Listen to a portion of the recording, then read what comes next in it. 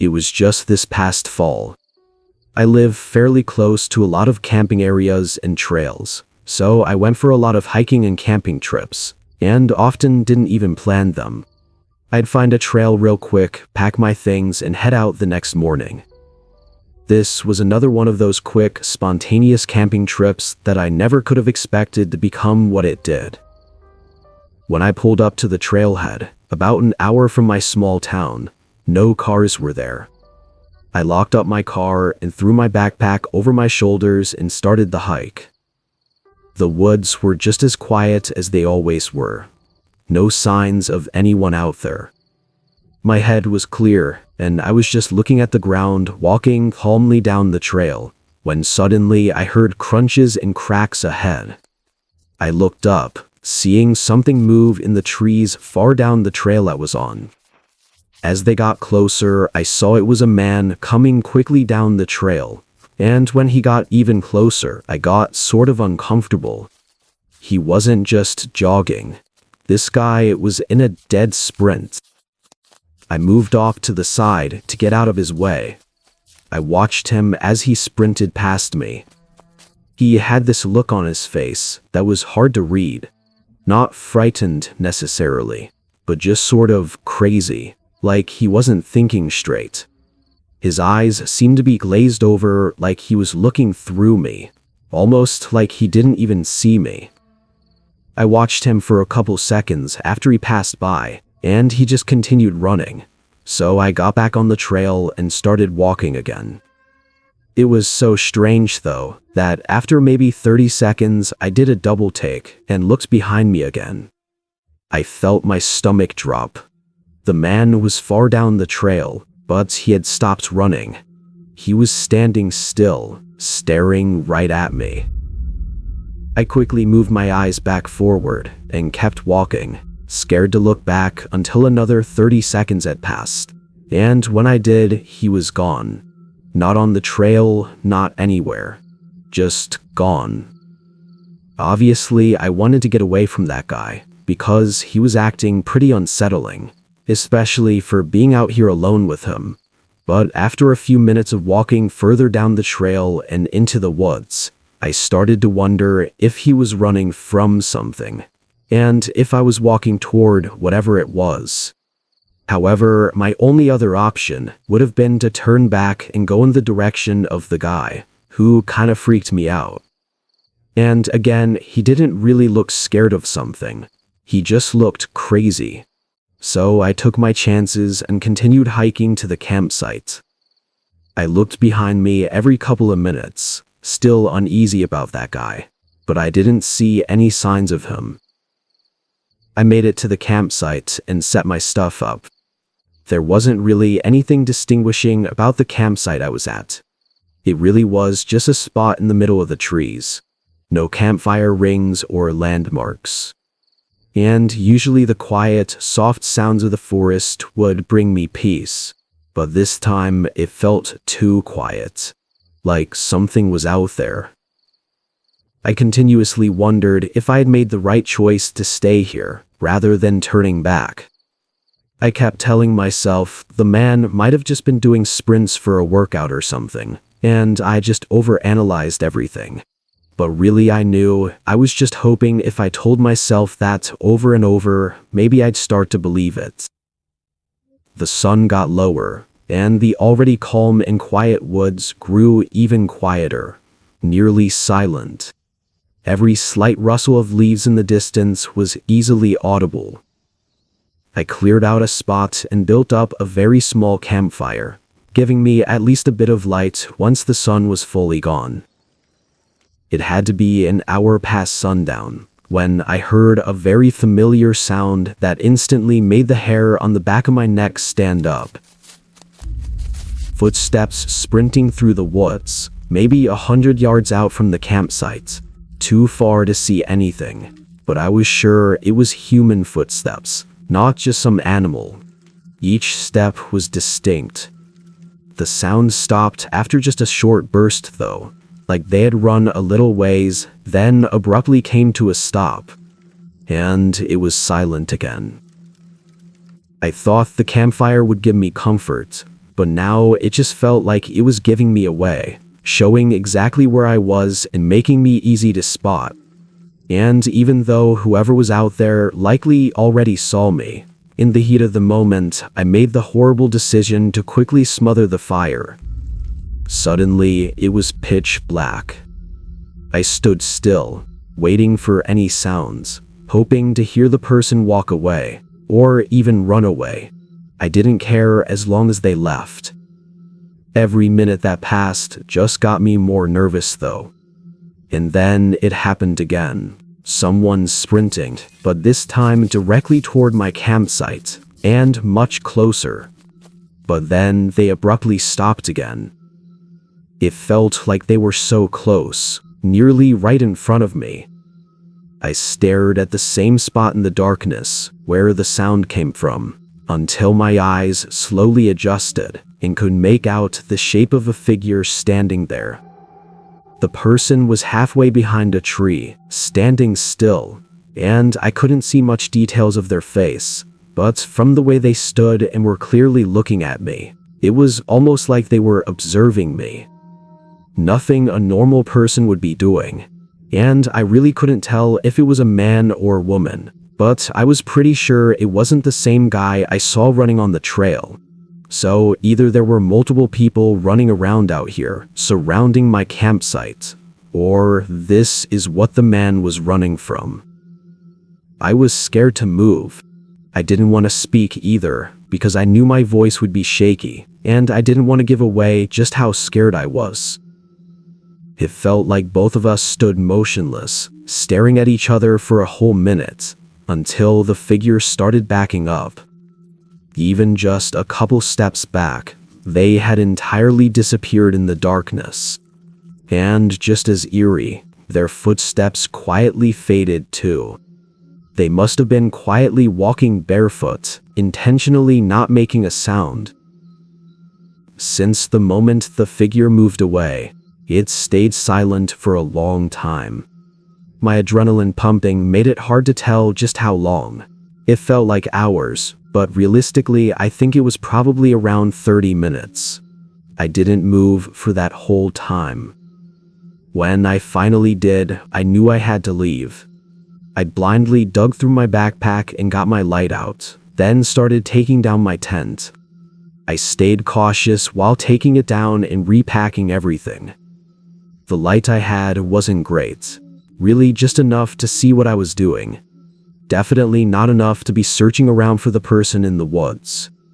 They could have easily been just 15 or 20 feet from my campsite still. I didn't know what intentions they had, but I hoped by leaving and not looking threatening, they would leave me alone. I started back down the trail. Although I never saw anyone again or heard any more footsteps, knowing how silent they were moving near my campsite, I was still on edge, and they very well could have been following me. Even just that thought of them creeping behind me, following me through the woods, was enough to keep my adrenaline going through the whole trail. When I got to my car, I quickly got in and drove out of the forest, not sticking around for a second longer than I had to. And it wasn't actually until the following day that I noticed some scratches on my car door, and the handle on the passenger side was broken, like it had been pulled on so hard that the latch snapped and left the handle unusable. That was the final nail in the coffin to get me to call the police, but aside from my report, it led to nothing significant. I don't know if it was the man I saw that tried to get into my car, or if it was whoever was out in the woods watching me. That single event derailed my whole love for camping, which really sucks, but with all the possibilities of what could have happened that night in the forest, I don't think I'll ever be out there alone ever again.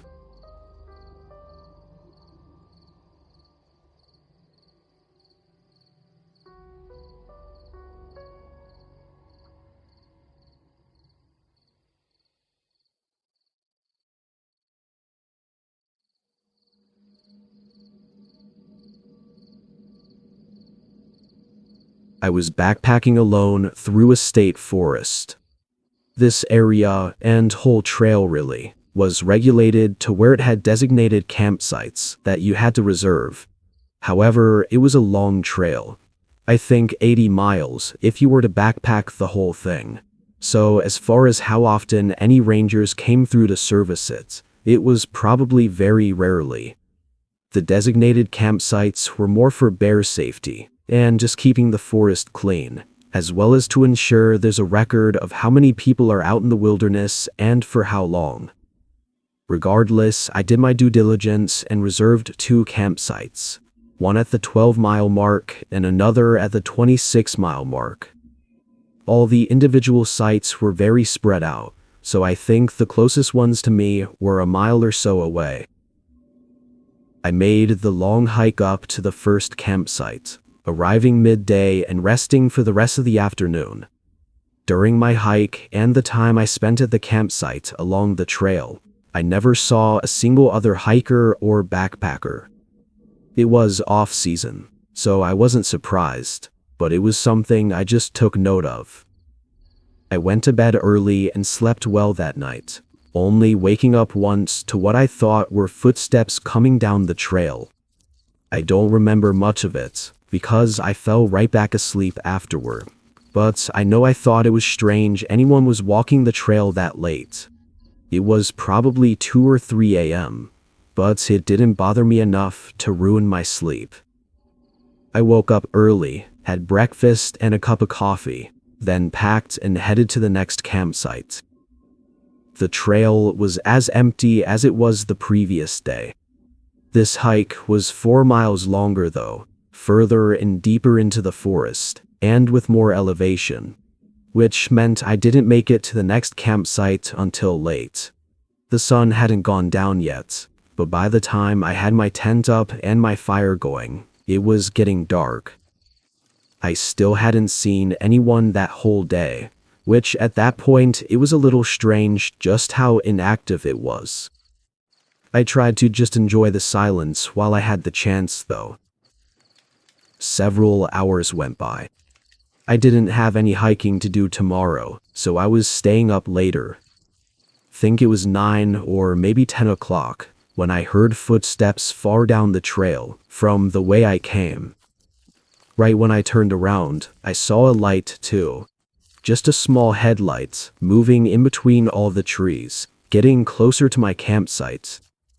Thought it was pretty crazy for anyone to still be hiking several hours past sundown, and immediately made the connection to the person I'd heard walking last night as well. Although, if it were the same person, I would have had to have passed them at some point. So how did I not see them? I figured it was nothing, but still was curious enough to keep watching the lights. The person got closer, until suddenly the light stopped moving. It looked almost like the light was facing toward me, and then a couple seconds later, it moved and veered off the trail, going into the forest away from my camp. And maybe 20 seconds later, it turned off. No light or footsteps anymore. It felt like just when the person had gotten close enough to see me or my campfire, they tried to vanish, like they didn't want anyone to see them, which was kind of concerning. Had the person just have passed by, I would have still thought it was strange for all the other reasons, but not concerning. What the hell could they possibly be going off the trail for, in the middle of the night, and turning off their headlamp? Not to mention, it was just when they had gotten in view of my campfire. I kept looking in that direction for, I don't know, had to be 15 or 20 minutes, but after the light shut off, I didn't see anything. I guess I thought after so much time had passed, the person likely set up a small campsite somewhere out there just to sleep.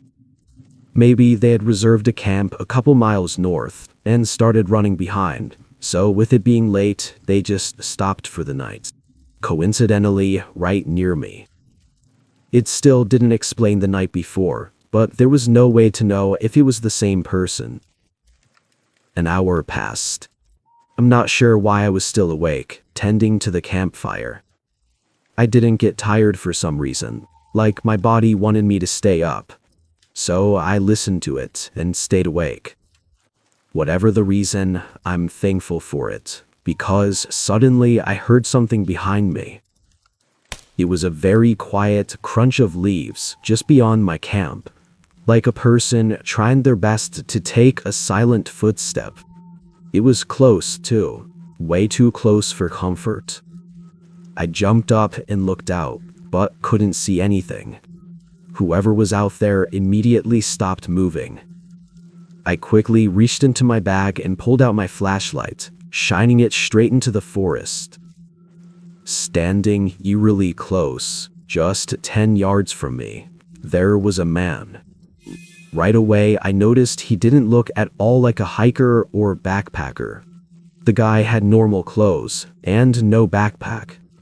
And strangely, he didn't move when I shined the light on him, like he hoped I still somehow didn't see him. Wasn't until I called out, "What the hell are you doing?" that he hesitated, like he was about to run, but then decided to just walk toward me. His face grew into a smile, and as he got closer, something was off. Something was familiar. I recognized him from somewhere, but I didn't know where. And then he said my name, greeting me like we were good friends. And although I was sure I'd seen this guy somewhere before, I knew that I'd never talked to him or introduced myself or anything like that. Like I'd only seen him in passing or something, and nothing more. So how did he know my name, and why was he out here creeping around my camp? I realized whoever this was had been following me, not just tonight, but the last several nights, long enough to have followed me all the way out to the trail and into the forest, which explains why he didn't look like a backpacker at all. He'd likely been trailing behind far enough that I'd never notice him, and then would walk around at night looking for me when he thought I'd be asleep. The man was still smiling and walking closer as everything came together in my head in just those few seconds. He said my name again, this time saying it as if confused why I was acting so scared. I backed up and grabbed my bag. The man's face fell flat, and he asked what I was doing, now in a monotone voice. I didn't answer, strapping my backpack on and moving toward the trail. He said my name one more time in an aggressive yell before his footsteps started getting quicker. I bolted down the trail, keeping my light off to try and lose him. But thankfully, he didn't seem to try and chase for very long, running on the trail behind me for 15 seconds, but never really leaving the campsite. I walked through the entire night and used my satellite emergency phone to contact authorities while I tried to get as far away as possible, eventually meeting a park ranger several miles away from the camp I stayed at on the first night. I got out safely after that, but they never found the guy out there. He didn't have a car at the trailhead and no reservations. However, for him to get out of that forest unseen, he would have had to hike off trail probably for dozens of miles in the right direction. And in a forest like that with almost no gear, that's incredibly difficult and honestly unlikely to survive, even for an experienced backpacker, let alone for some random stalker who followed me out there and likely had no real backpacking experience. But given that I still have no idea who he is, other than someone that I'd seen sometime before, it's terrifying knowing that if he did make it out, then he could still be watching me. Who knows, maybe the times I saw him before were from him stalking me, and I just didn't know it yet. But if I'm being honest, there's a dark part of me that hopes he never made it out of that forest.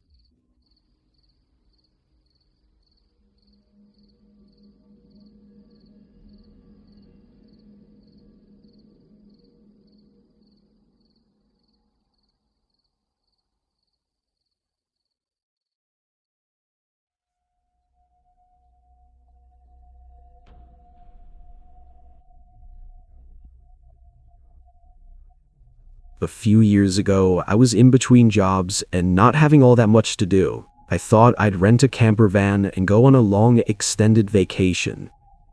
I ran all the numbers, and while I could have used my savings and flown somewhere nice for a week, with a van I could take a 3 or 4 week vacation. And I wasn't a city person either. I loved nature and wanted to get out and try camping in a slightly safer and more accessible way. I didn't know how I'd feel or if I'd be comfortable being alone in the middle of nowhere with just a tent. But being in a secure metal box with the ability to drive away felt like it'd be better, at least for my first couple of times. Anyway, I got the van and headed north to where all the national forests and free public lands for camping were. The first couple of days of traveling, I ended up staying the night at truck stops, just to sleep and continue driving. I think I was trying a little too hard to have my first campsite be some spectacular place, rather than just paying for a nice campground or something, where I could settle in and figure out exactly what I was doing. But it was on my third day that I finally had a chance to camp in the wilderness.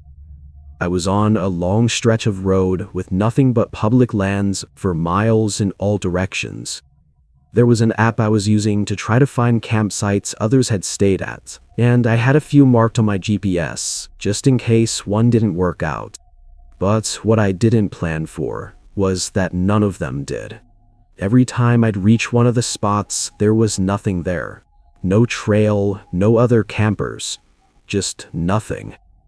I must have driven an hour on this unpaved, rugged road, failing to find any of the campsites I'd picked out.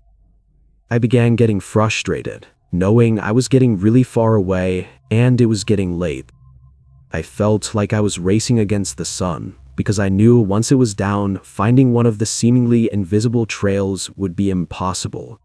I couldn't even go on the app to look up different nearby campsites either, because I no longer had service. I would have had to drive an hour back just to find some more campsites that might not even be there.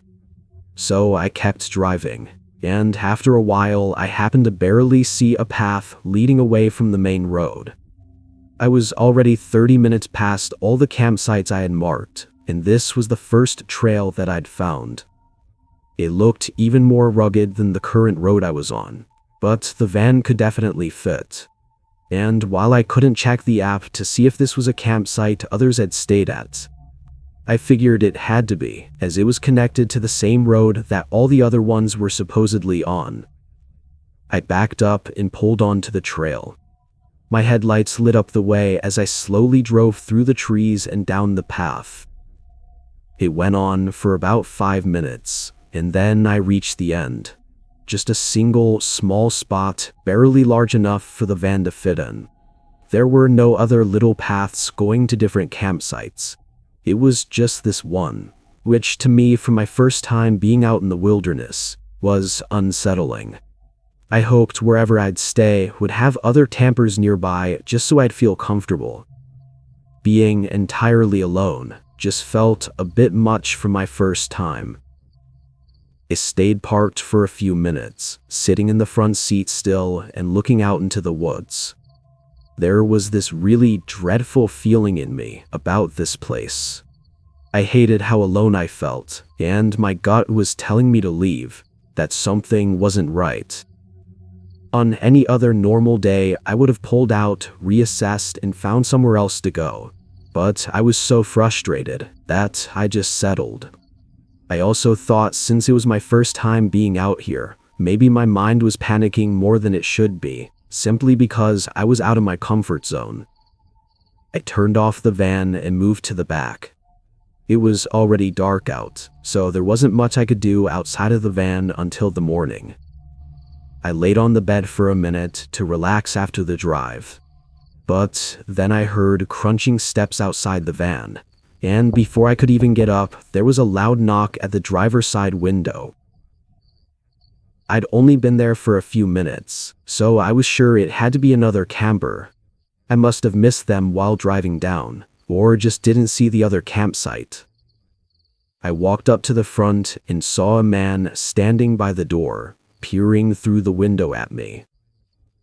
He gave a short, sort of awkward, not trying to bother you smile. I asked if everything was okay. He said yeah, that his name was Mike and he just wanted to swing by and say hello to his neighbor before it got too dark.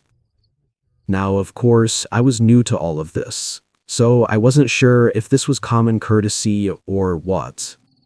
Few things struck me as strange, though. One is that I still had no idea where he was camping or how he was this close to where I was. And two is that it was already dark out. The sun had been down for a while.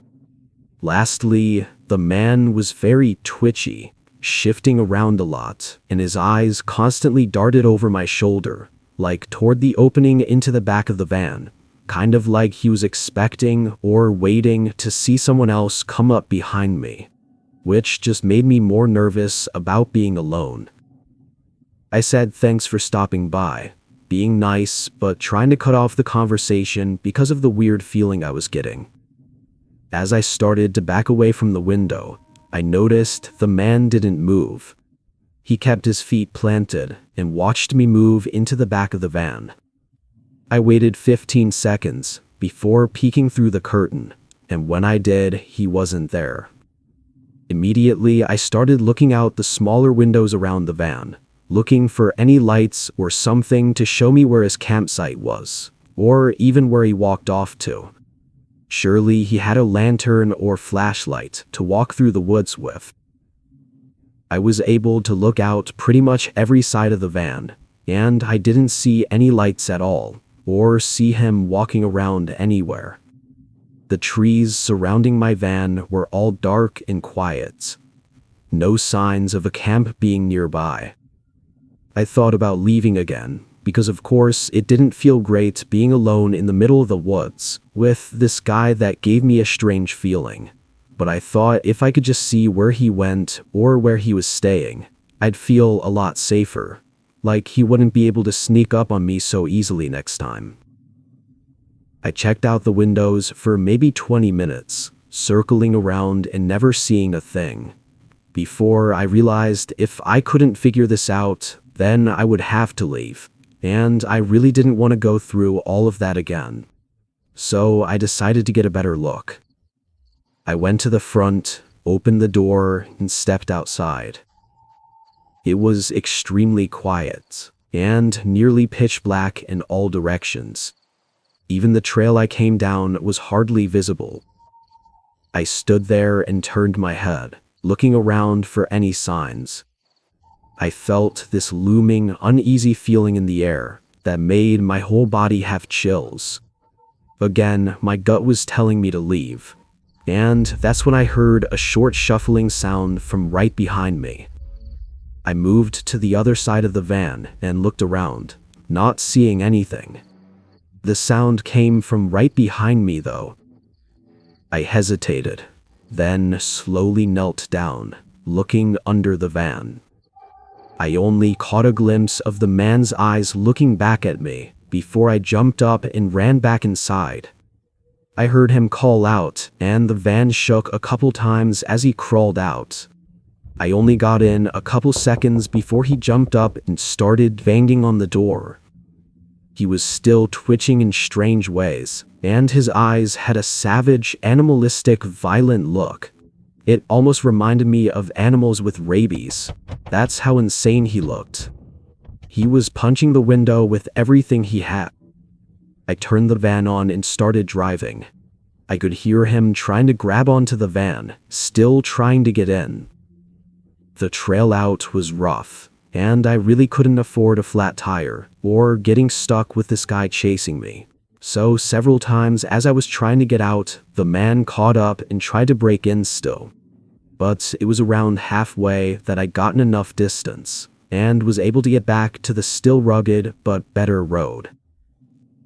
I drove 2 hours back to a small town.